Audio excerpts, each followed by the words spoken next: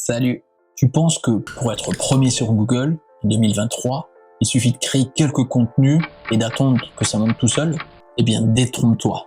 Les règles du jeu ont changé et pour espérer être premier sur le moteur de recherche le plus utilisé au monde, il va falloir mettre les bouchées doubles. Mais pas de panique, j'ai regroupé pour toi les 5 aspects les plus importants pour y parvenir.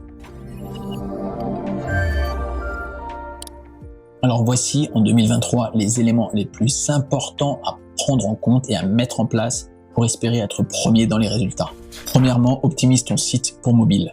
De nos jours, Google accorde de plus en plus d'importance à l'expérience utilisateur qui passe notamment par la compatibilité sur téléphone mobile, étant donné que tout simplement de plus en plus de personnes naviguent et accèdent au site depuis leur téléphone portable. Pour mesurer la qualité de ton site en termes de compatibilité, tu peux utiliser par exemple l'outil gratuit PageSpeed Insight de Google, je te mets le lien en description, qui t'affichera pour ton site donné les résultats en fonction de la vitesse, de l'accessibilité, etc.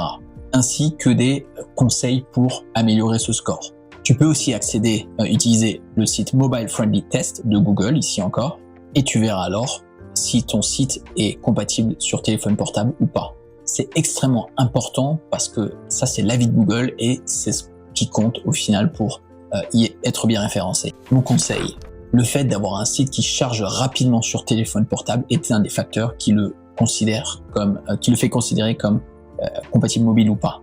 Et une erreur extrêmement commune et répandue est le fait d'utiliser des images bien trop grandes qui vont donc ralentir la vitesse de chargement de ton site. Donc, 2 choses pour optimiser les images. Premièrement, vérifie la taille de l'image. Ça ne sert à rien d'utiliser une image de 2000 pixels de large si tu l'affiches en seulement 300 pixels sur ton site internet. Donc, réduis l'image avant de l'ajouter sur ton site internet. Le deuxième conseil que je te propose, et dont personnellement je me sers tout le temps, c'est le fait de passer par un site qui s'appelle TinyPNG. Je te mets le lien en description.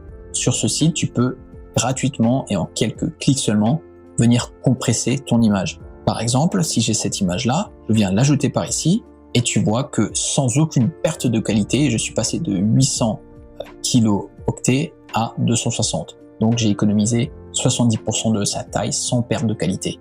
Donc avant d'ajouter une image sur ton site, viens la comprimer, la compresser sur ce site-là. Deuxièmement, créer du contenu de qualité et pertinent. Sur Internet, le contenu est roi et Google le sait très bien. Pour être premier sur Google en 2023, il est important de créer du contenu qui réponde aux besoins et aux questions que se posent les internautes et donc qui utilise les mots-clés que ces internautes recherchent pour trouver leurs réponses. Pour trouver des idées de recherche, ce que recherchent les gens, tu peux te rendre sur answerthepublic.com. Je te mets le lien en description, sur lequel tu vas pouvoir ajouter construction de piscine, par exemple, et tu vois alors la liste des questions que se posent les personnes. Mon conseil, quand tu créeras des contenus sur ton site à propos d'un mot-clé en particulier, pense bien à aérer ton contenu et de faire en sorte de faciliter la lecture. Donc utilise des sections, des titres, des sous-titres, mais aussi des listes à puces et des images. Ah, et avant de continuer, si tu es encore perdu et que tu cherches à créer ton site de A à Z et que tu veux savoir comment faire en sorte d'être premier, je te propose une formation gratuite de 40 minutes qui t'explique concrètement en montrant mon écran comment je fais pour créer un site à partir de rien et faire en sorte que mes pages soient premières. Je te montre tout sur mon écran et tu peux accéder à cette vidéo gratuite de 40 minutes en cliquant sur le lien qui se trouve sous cette vidéo. Troisièmement, obtiens des liens retour, donc des backlinks de qualité. Un lien retour est tout simplement un lien qui a été ajouté sur un autre site que le tien et qui pointe vers ton site à toi. Ces liens sont extrêmement importants car ils envoient à Google un signal comme quoi un autre site fait référence au tien, te cite et invite les gens à se rendre sur ton site. Donc c'est un facteur de qualité extrêmement important que Google valorise énormément et prend en compte dans les paramètres pour former le résultat de ses classements. Donc concrètement, plus tu as de sites entrants, mieux ça sera et plus ça renforcera ce signal envoyé à Google. Par contre, je t'arrête tout de suite. Les liens entrants de mauvaise qualité, donc issus de sites qui sur lesquels toi-même tu veux pas traîner ne compte pas. Au contraire, si tu as trop de sites entrants issus de sites un peu bizarres, ça va te pénaliser plus qu'autre chose. Donc dans l'idéal, il faut que tu aies des liens entrants qui proviennent de sites eux-mêmes de qualité. Quatrièmement, utilise les réseaux sociaux pour promouvoir ton site. Les réseaux sociaux sont un levier extrêmement important et puissant pour faire connaître davantage tes contenus et donc aussi ton site internet. En effet, ils permettent de découvrir, en savoir davantage sur ton audience. Tu vas pouvoir échanger avec eux, comprendre un petit peu ce qu'ils recherchent, tout en promouvant tes contenus à toi. Quand tu choisis les réseaux sociaux, parce qu'il en existe une tonne, réfléchis bien aux spécificités, à l'âge de l'audience, au type de profil qui y traîne ou qui s'y rendent, qui passe du temps, et choisis le ou les réseaux sociaux qui correspondent le mieux à ton audience cible et à tes formats que tu publies. Donc que ça soit plus des images, si tu publies plutôt des vidéos ou des contenus textes, etc. Et cinquièmement, mesure les performances et les résultats. Quand tu mets en place tous les différents facteurs dont je t'ai parlé précédemment, tu dois évidemment savoir si ça fonctionne ou pas. Donc pour mesurer l'efficacité de tes mesures, tu peux utiliser par exemple Google Analytics qui est gratuit ou alors Google Search Console. Un exemple pour te montrer l'importance de mesurer ces résultats, c'est que Amazon, donc le site de vente en ligne, la boutique en ligne, constamment en train d'améliorer son interface. C'est peut-être pas visible à tes yeux, mais ils ont des systèmes automatisés qui vont modifier l'ordre des boutons, modifier l'intitulé des boutons, etc.